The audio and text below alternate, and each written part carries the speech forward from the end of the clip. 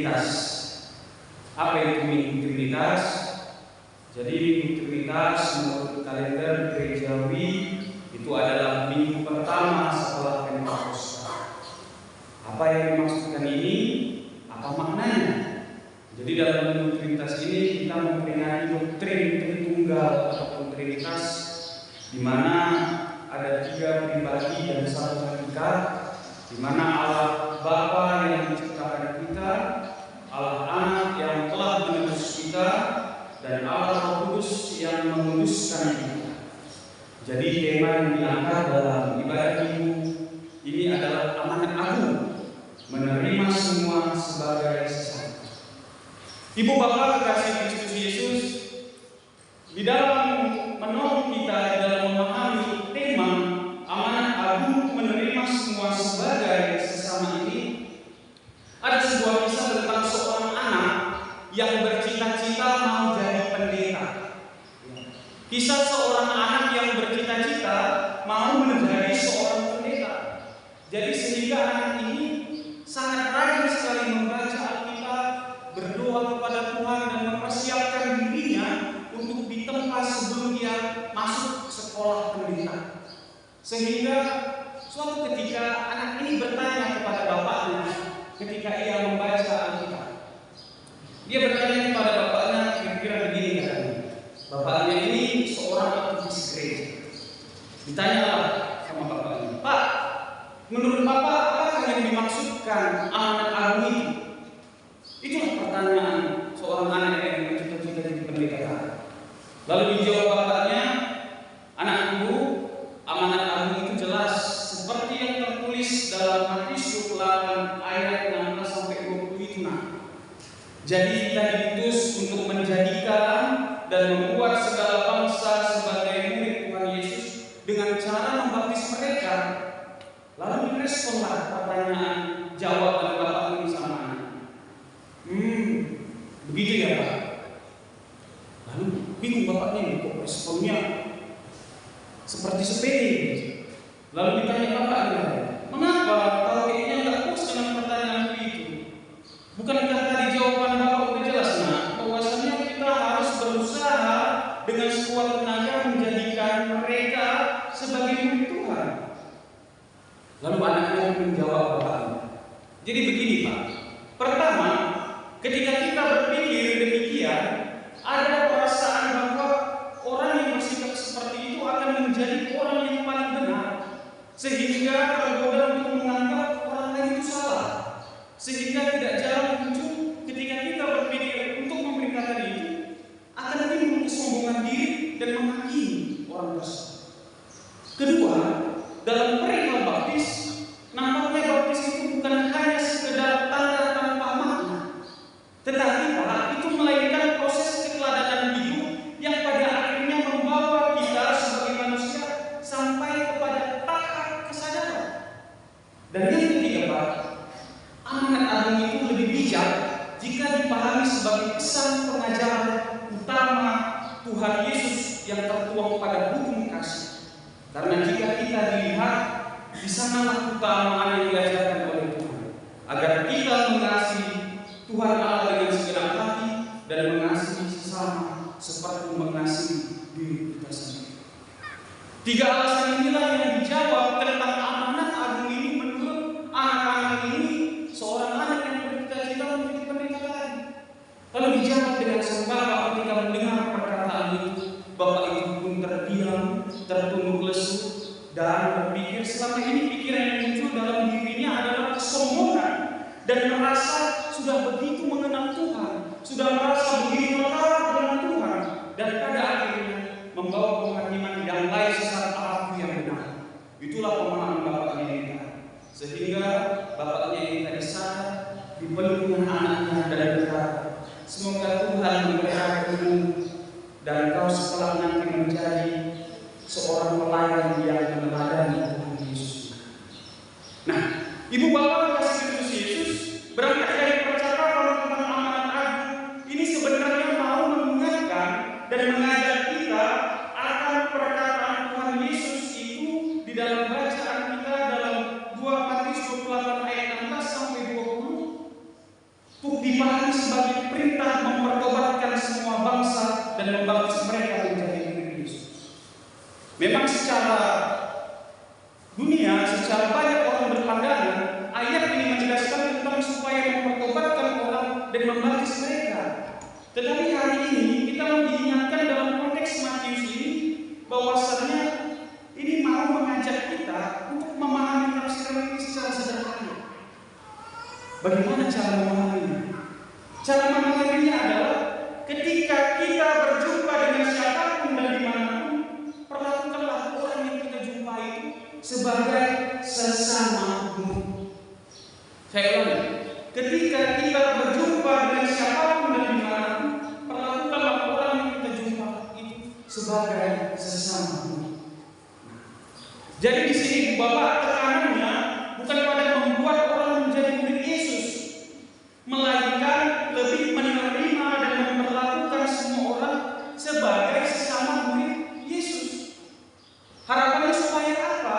Supaya proses perjumpaan murid itu dengan Yesus secara pribadi dapat dirasakan dengan kita menerima mereka di dalam sikap hidup kita, di dalam tata tutur kita, di dalam tingkah laku kita menjalani kehidupan, sehingga kasih Kristus itu dapat mudah dirasakan oleh orang-orang yang sudah berjumpa dengan Yesus ataupun tidak, baik orang yang sudah percaya Yesus ataupun belum pernah mendengar tentang Yesus. Bapak Ibu yang diberkati oleh Tuhan, pertanyaan pertama dalam konteks ini adalah apakah pemahaman tentang amanat agung ini berlawanan ataupun bertolak belakang tentang amanat agung yang diartikan menjadi sesama murid selama ini? Tadi kan saya katakan bahwasanya perintah ini bukan untuk membaptis, tetapi untuk menerima sesama itu. Sesama itu menjadi murid. Karena bukan menjadikan orang menjadi murid, tetapi menerima semua orang menjadi murid. Apakah ini bertolak belakang dengan amanat agung Tuhan Yesus ini? Dengan tegas dijawab Ibu Bapak, tidak. Kenapa? Karena pemahaman ini menunjukkan kepada kita bahwasannya Yesus itu memberikan teladan hidup untuk memanusiakan manusia dengan kasih. Artinya kita sebagai murid Yesus, kita diberikan tugas amanat agung untuk menerima sesama dengan kasih. Walaupun dia bukan orang Kristen, walaupun dia bukan orang yang belum percaya, tapi kita kasih mereka dengan Kristus yang mengasihi kita. Kita berikan senyum, kita berikan pendamaian, sehingga artinya di sini kita tidak mengkotak-kotakan, tetapi menyatakan kasih tanpa pandang bulu. Itulah yang diputus oleh Yesus di dalam amanat agung ini. Sehingga kita dipanggil dalam kehidupan kita sehari-hari, Bapak. Ketika kita bertemu orang, ya jangan kita langsung bilang, kamu percaya sama Tuhan ini? Kalau pernah saya waktu masih kuliah, jalan-jalan saya makan di kamar, tiba-tiba datang seorang bapak-bapak sama mama, 3 orang. Ditanya saya, "Nak, Dek, kalau kau mati kalian masuk surga?" Jangan, saya yakin itu iman saya. Iya, tapi pemahamannya belum benar tentang hal ini. Jatuh kepada kesombongan, seolah-olah dia lebih paham tentang keselamatan itu. Padahal keselamatan itu kan adalah hak Allah yang diberikan kepada umat yang percaya kepada-Nya. Nah, jadi penekanan di sini adalah bagaimana kita menerima sesama, mengasihi sesama, meskipun dia bukan seorang Kristen, tetapi kita harus mengasihi, karena itulah yang diajarkan oleh Tuhan Yesus. Nah, lalu pertanyaan kedua, bagaimanakah dengan panggilan untuk membaptis yang dinyatakan oleh Yesus di dalam amanat agung ini? Ya, Bapak Ibu Saudara, baptis itu tidak selalu dimaknai dengan cara sakramen baptis. Karena baptis itu dapat dimaknai sebagai baptisan yang terus menunjukkan jalan kasih, kebenaran, keadilan, dan menerima sesama sebagai bentuk keteladanan hidup, sehingga orang mampu mengalami perjumpaan bersama dengan Yesus. Artinya, ketika kita sudah menerima sakramen baptisan kudus itu, kita di dalam menjalani kehidupan harus menunjukkan sikap orang yang sudah menerima keselamatan, menunjukkan sikap orang yang sudah menjadi anak-anak Allah, menunjukkan sikap orang sebagai yang sudah masuk ke dalam warga gereja. Karena syarat untuk masuk ke dalam gereja, artinya itu syaratnya adalah harus melalui sakramen baptis kudus. Karena yang saya pahami dalam tata gereja, ada dua warga jemaat itu di dalam gereja. Pertama, warga jemaat baptis. Yang kedua, warga jemaat sini. Sehingga untuk hal-hal hak dan kewajiban itu tergantung bagaimana disusun oleh dalam tata gereja, hak warga jemaat baptis dan hak warga jemaat sini. Sehingga itu hak dalam administrasi. Tetapi hari ini kita melihatkan dalam hak secara iman dalam kehidupan kita yang sudah menerima baptisan itu, kita menunjukkan sikap hidup yang penuh kasih, menyatakan kebenaran, keadilan dan menerima sesama sebagai bentuk keteladanan dalam menjalani kehidupan. Jadi itulah tentang baptis untuk panggilan pembaptisan.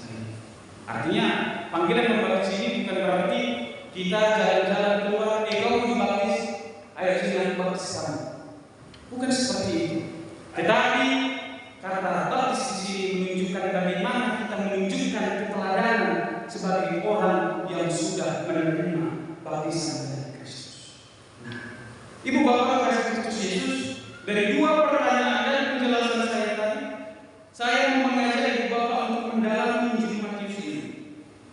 Memang dalam Injil Matius ini menggambarkan tentang Yesus itu identik dengan Nabi Musa. Identiknya di mana Pak Pemirsa? Ya, identiknya adalah Musa pada saat itu kepada umat Israel membawa pesan Allah dan disampaikan kepada umat Israel. Yesus itu juga membawa pesan dari Allah secara langsung dan menyatakannya kepada murid-murid dan kepada orang-orang yang bersama-sama dengannya. Nah, jadi kehadiran Yesus di dalam dunia ini mau mengajar kita untuk menerima semua sebagai sesama. Yang pertama Ibu Bapak, mari kita lihat dalam Injil Matius. Ketika Tuhan Yesus mengajar di bukit, dia dapat didekati oleh banyak orang. Betul? Betul. Karena saat Yesus mengajar, murid-murid berbondong-bondong mendekati dia. Kemana Yesus pergi, murid-murid ikut dia. Sehingga tidak ada sekat, tidak ada jarak antara orang yang mau bertanya, orang yang mau menyapa, orang yang mau menemui Yesus. Itu bisa secara langsung. Jadi seolah-olah Yesus itu dalam kehadirannya tidak ada pembatas, tidak ada jarak. Bukan seperti jarak ketika saya berada di atas mimbar dan Ibu Bapak membangun jemaat. Tidak seperti itu Yesus. Tetapi pengajaran Yesus itu dekat dengan jemaat dan dapat didengarkan oleh para pengikut. Begitu juga dalam sistem kita di GGSU ini, di mana pendeta, penatua dan diaken itu membuka ruang konsistori selebar-lebarnya. Tidak ada batas dalam menyampaikan aspirasi, pendapat dan lain sebagainya kepada jemaat ketika jemaat ingin bertanya kepada majelis jemaat. Dan juga dalam pastori itu terbuka lebar-lebar bagi ibu bapak yang mau bertanya atau misalnya dalam pergumulan ataupun boleh menghubungi saya supaya saya boleh datang ketika ibu bapak menghadapi pergumulan. Karena ini yang diteladani oleh Yesus, yaitu menerima semua sebagai sesama, tidak ada skala yang ditunjukkan oleh Yesus. Kalau saya lihat di gereja tetangga, ketika melihat semuanya saja seperti oleh batu saya. Karena waktu itu saya diundang acara dokumen. Jadi makanan kue itu sama makanan umat yang datang itu berbeda.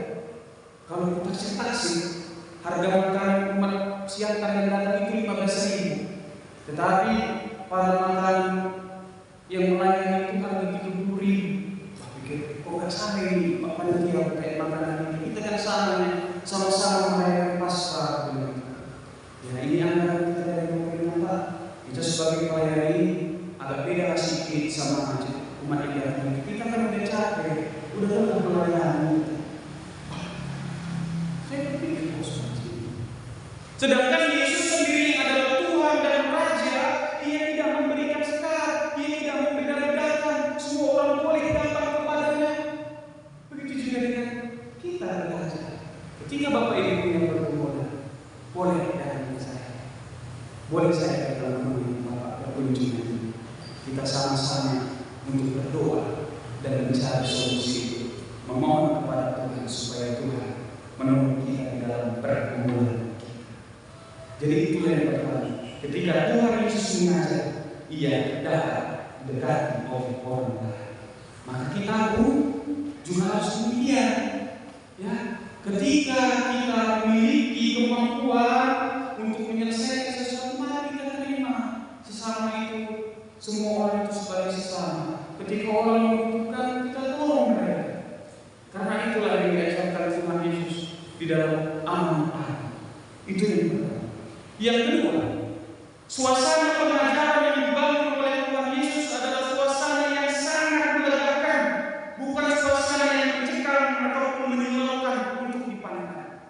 Artinya di sini Tuhan Yesus mengajarkan kepada para murid dan para pengikutnya itu dengan lemah lembut. Jadi Bapak, kalau saya misalkan mengajar atau memberi pandangan tentang orang dengan suara yang keras, pakai marah-marah, bolehlah terus saya. Pak Pendeta, ingatlah Tuhan Yesus ajar menurut dengan lembut. Pendeta belajar lembut. Kalau Bapak ada mendengar membentak, membentak anak-anak, membentak sesamanya, kalau saya ingatkan, Pak, jangan keras-keras suaranya. Tuhan Yesus saja mengajar dan menurut dengan lembut.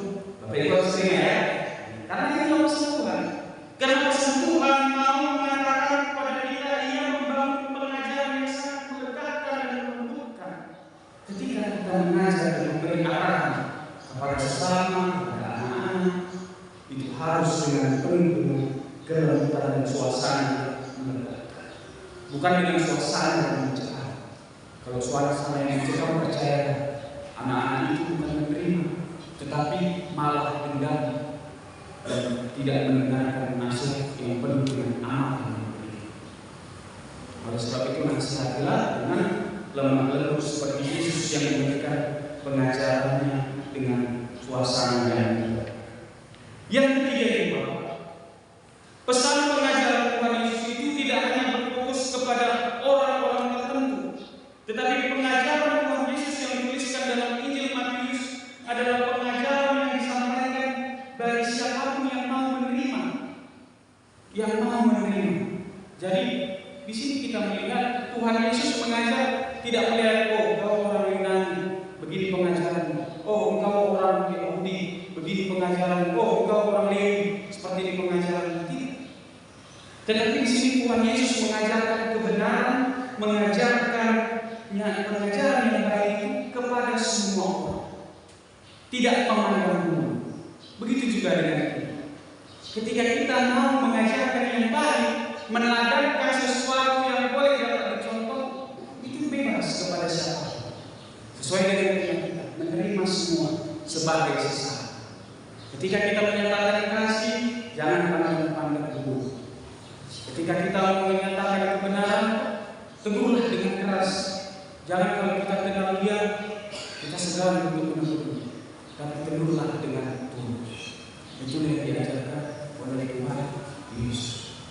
Dan yang keempat, pesan pengajaran Tuhan Yesus yang disampaikan dalam Injil Matius ini bukan sebuah melulu berbicara tentang aturan dan hukum yang menekan dan membuat beban. Tapi pengajaran Tuhan Yesus ini adalah pengajaran tentang kehidupan, kebijaksanaan, kesahajaan, dan kasih. Karena di sanalah kerajaan Allah itu dapat dirasakan. Jadi Bapak, ketika kita menyampaikan pengajaran kepada sesama, janganlah dulu kita bicara tentang hukum, tentang aturan. Kau tak boleh begini. Nanti kalau sudah jadi orang Kristen, kamu tak boleh begini. Nanti kepada ini kamu tidak boleh seperti itu. Anakku kamu jangan begini. Kita jangan mengajarkan yang baik itu dengan aturan dan hukum. Tapi ajarlah mereka sebagai seorang sahabat, mengajarkan dengan penuh dengan rasa kebijaksanaan. Maka pengajaran itu akan mudah dicerna dan diterapkan dalam kehidupan.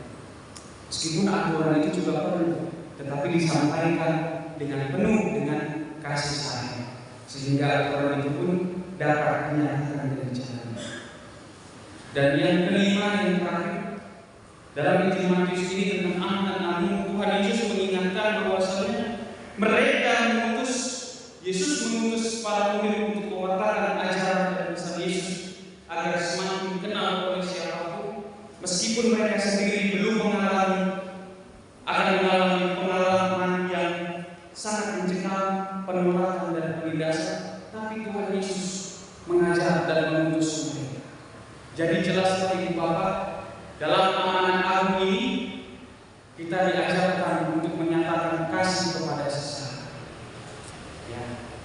Mengajar mereka dengan kasih, mengajar dengan kebijaksanaan, sama seperti yang diperintahkan oleh Yesus kepada para murid-muridnya yang tertulis dalam Matius 28 ayat 16 sampai 20 ini.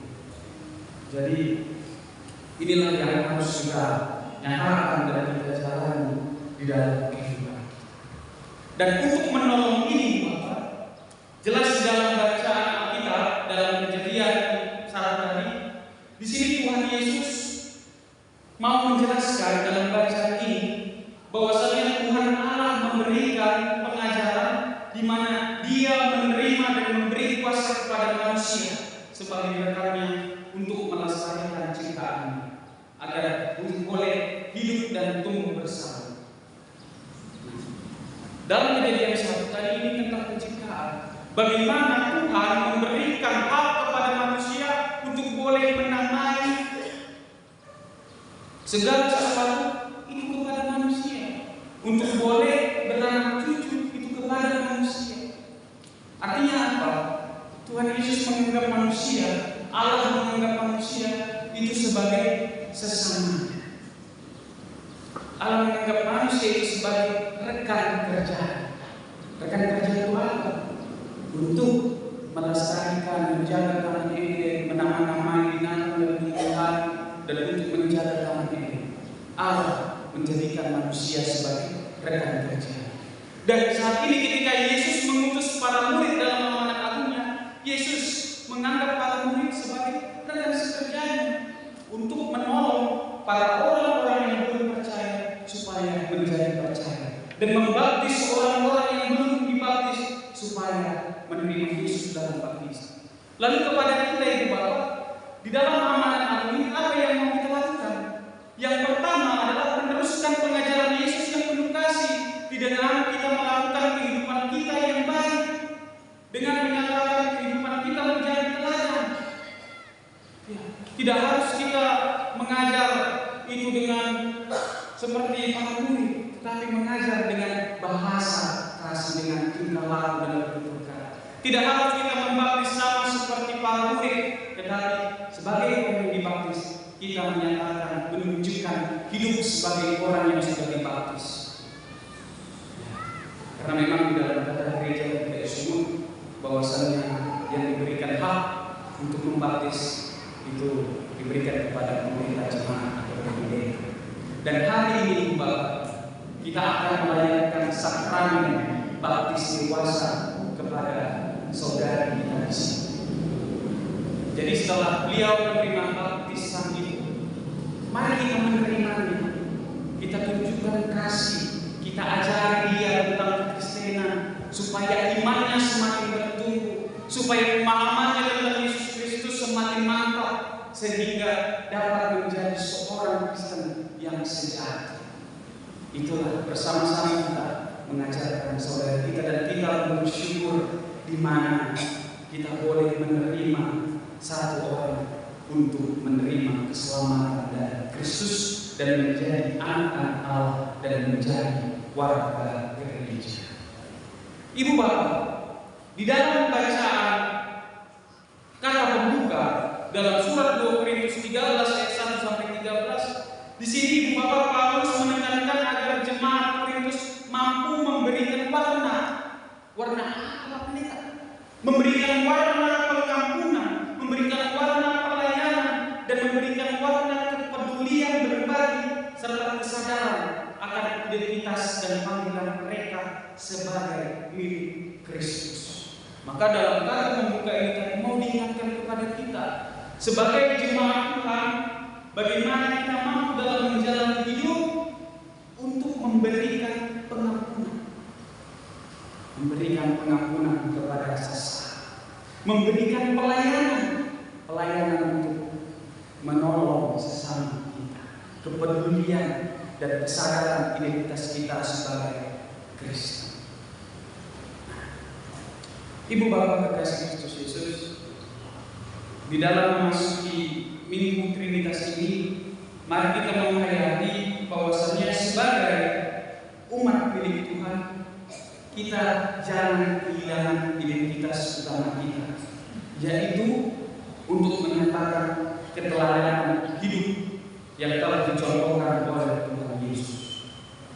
Dan semoga kita dimampukan Tuhan untuk melakukan apa yang telah diperintahkannya melalui amanat agung itu, yaitu menerima semua sebagai sesama. Karena Tuhan Yesus cintanya itu universal, kasih dan pengorbanannya itu universal. Maksud universal adalah berlaku bagi semua. Bagi semua orang yang percaya kepada. Jadi dalam Minggu Trinitas ini yang mau ditekankan kepada kita adalah satu, Allah Bapa yang telah menciptakan kita diciptakan serupa dan segambar dengan Dia. Maka tingkah laku kita, kehidupan kita haruslah mencerminkan kasih Allah. Jangan sampai tingkah laku kita itu memalukan Allah, karena kita serupa dan segambar dengan Allah. Itu juga tulis dalam Kejadian 1 ayatnya yang ke-20. Dan Allah yang telah menebus kita, yaitu Yesus Kristus. Yesus yang sudah menebus kita di kayu salib dengan mengorbankan dirinya dan memberikan kita keselamatan. Maka dalam menjalani kehidupan itu, kita jangan menyia-nyiakan pengorbanan yang telah diberikan Tuhan, yang telah memberikan keselamatan kepada kita. Dan Allah Kudus yang menguduskan kita. Mari kita memberikan diri kita supaya Tuhan terus menguduskan dan menolong kita di dalam kita menjalani kehidupan. Jadi dalam perenungan kita tentang Tritunggal ini, amanat agung menerima semua sebagai sesama. Mari kita belajar untuk mengasihi sesama, mencintai sesama. Saya kutip sebuah pernyataan dari Bunda Teresa. Dia berkata, sebarkan cinta kemanapun kamu pergi, jangan biarkan seorang pun datang kepadamu tanpa pergi dengan lebih baik. Nah, artinya biarlah semua orang yang berjumpa dengan kita dapat melihat cinta Kristus, karena itulah yang telah diamanatkan kepada kita sebagai perutusan kita untuk menerima sesama, dan orang dapat melihat Kristus di dalam kehidupan kita. Jadi selamat menghayati amanat agung, mari kita hidup lebih bijaksana. Amin. Kita berdoa. Terima kasih Bapa untuk firman yang boleh Kau nyatakan pada hari ini. Biarlah dengan firman ini mengingatkan kami bahwasanya ketritunggalan Dia Bapa yang telah menyelamatkan kami dan memberikan kami tugas keputusan amanat agung untuk menerima sesama